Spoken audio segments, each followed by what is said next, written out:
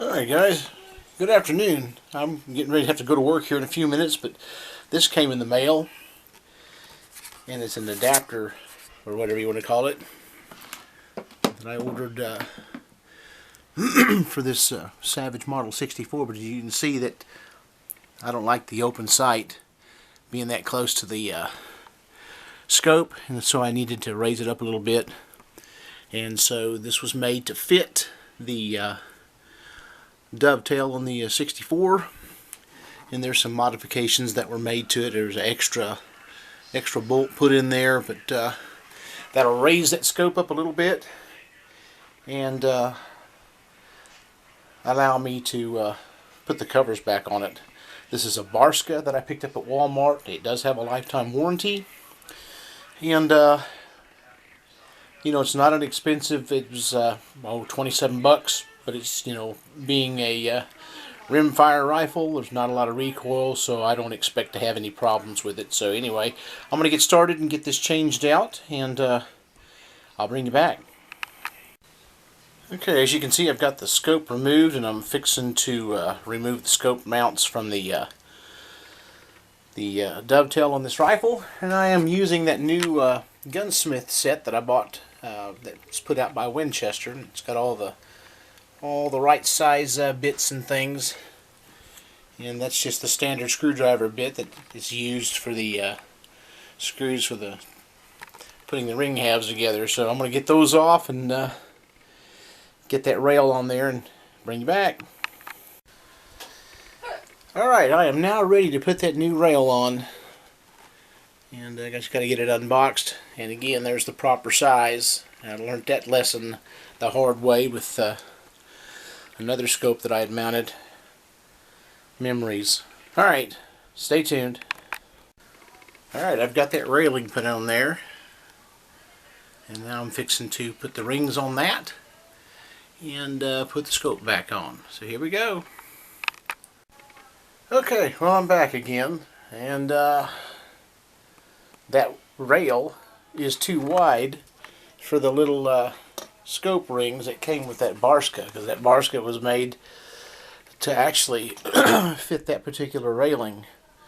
So yeah, that was a rude awakening. So I'll either have to get new sight rings or just learn to live with the fact that that thing's low and just try to slide that scope back further. And I'll just keep that part for, yeah, you never know, something else might come up or something. I don't know. It's always good to have parts.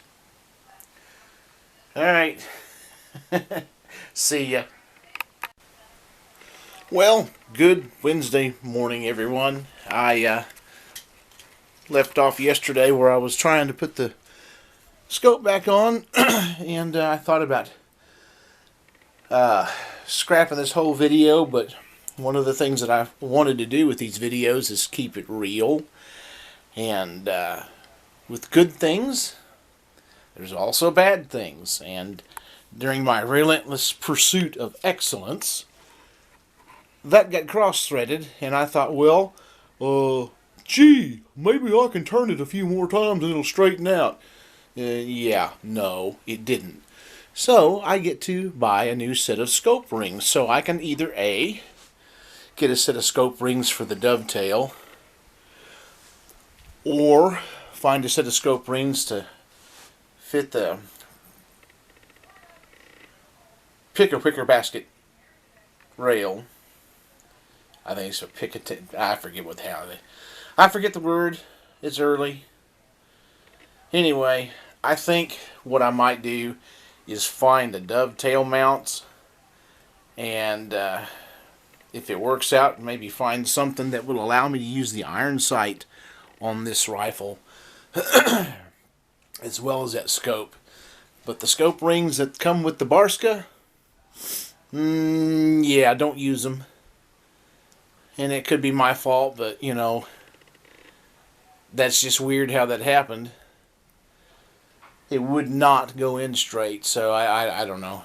Maybe I boogered up the threads taking it apart. I don't know. Anyway, I'm going to get some scope rings ordered today, and and try this again. All right. See you when I get the rings. Okay, one last little reminder. I had to get my pliers out and gently raise that ring up a little bit because I sealed the fate, not realizing I had sealed the fate, and rounded out the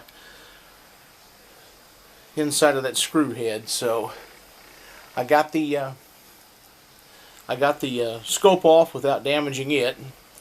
And if you get the Barska, if you get that $27 Barska scope from Walmart for U22, yeah, don't excuse me, don't use the scope rings.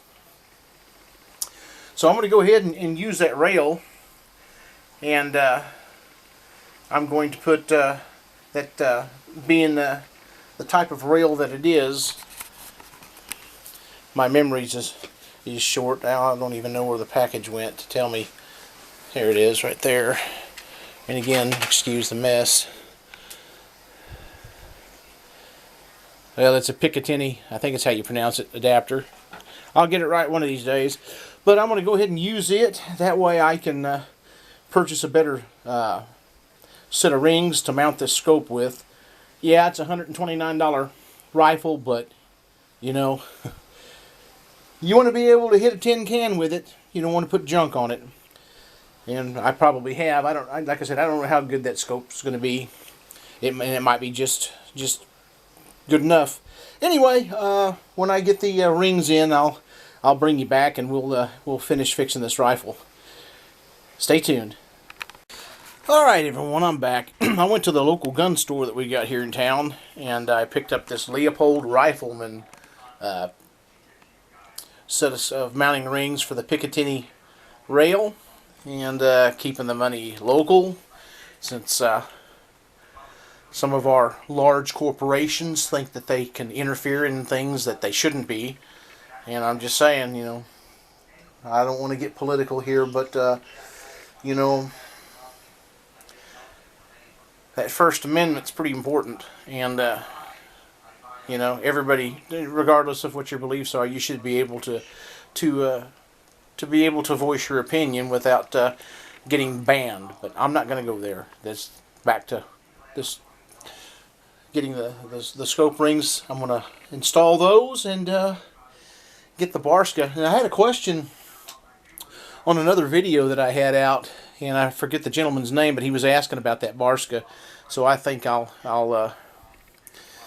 try to see if I can get a photograph of the inside of that Barska, because he was wanting to know what it was about. And I had mentioned tried to explain, you know, about the printed grid that's on that glass that goes on the end of that barrel, and that you're using that grid to get yourself started. But you know, when you do get it sighted in, it's good. It's supposed to set you up for 100 yards, but it doesn't take into account the size of the projectile that you're using. So if some people, you know, use 150, 165, 180, so you're still going to have to go to the gun range and get it sighted in for the particular round that you're using, and then it's good to stick with that round, because there will be a difference in trajectory. But anyway, I'm going to get the rings on here and kind of bring you back, so stay tuned. Alright, everyone, I'm back. I got the scope mounted. It's a nice set of rings there. And I've got the turret covers removed. I'm getting ready to put the Barska on the end of it. Now, I'm going back to that. I had a question last night, and I don't know how well you can see this grid. I don't think this camera's got a macro focus, but you'll see that apparatus that goes on the end of the barrel. Alright, and what's printed on that is that grid that you're seeing there. And what you do is you dial in your scope into the center of that grid. And like I was saying, that'll get you set up for 100 yards. And of course, there's the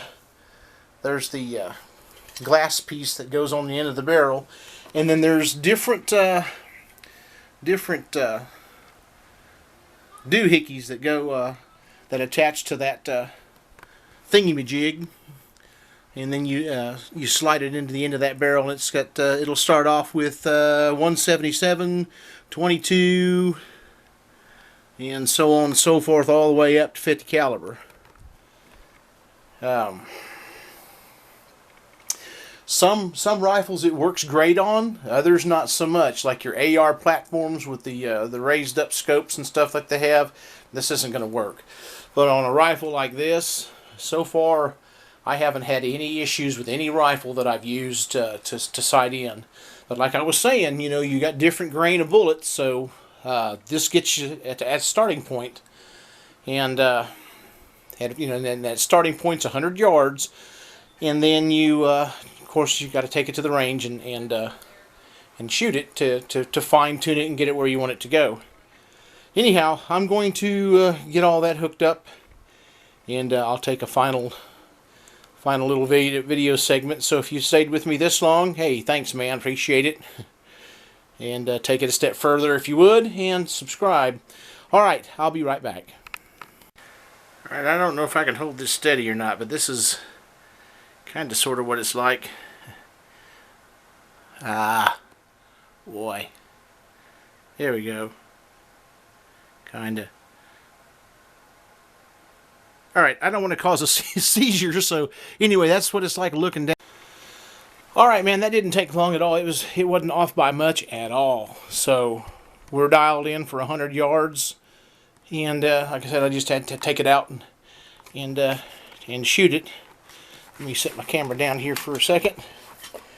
And I'll pull that Barska out and let you kind of look and see how that's rigged up, and that's what slides inside the barrel.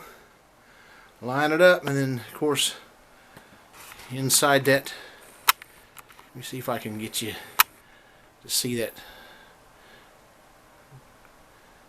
Yeah, I can't keep my deal lined up, but anyway, that's how that works. And you just line your crosshairs up with what you see inside this apparatus, and you're good to go. Alright, man, that's it. I just got to take it out and I'll sight it in when I take that other rifle out and do them both at the same time. But it'd be a good little plinking gun. Anyway, thanks for watching this video. Give it a thumbs up if you like it, and subscribe to the channel. Until then, you guys have a great rest of the week. Catch you on the next video.